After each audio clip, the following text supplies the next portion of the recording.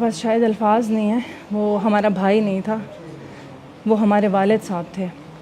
हमारे अब्बू ने हमें शायद उस तरह से ट्रीट नहीं किया जिस तरह से हमारे भाई ने हमें वालिद बन के ट्रीट किया है। जब मेरे रिजवान भाई की डेथ हुई थी, उनको कैंसर था।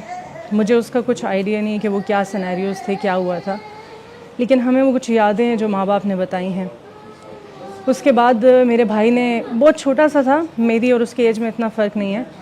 2 दिसंबर को मेरे भाई पैदा हुए थे और 7 को मैं पैदा हुई थी, और हम में 2 साल का फ़र्क है।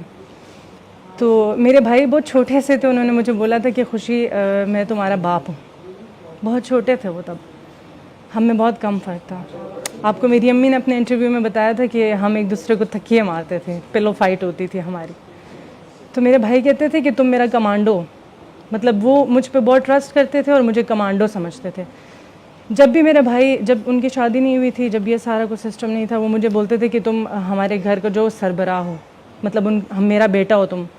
तो वो मेरी अम्मी को, मेरे अब्बू को, मेरी बहन को मेरे पास छोड़ जाते थे।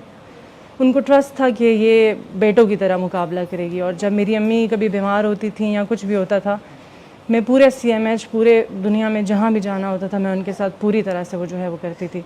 और भाई को मैं तब इतला देती थी जब सब ओके हो जाता था। तो वो कहता था मुझे तुमसे यही उम्मीद है।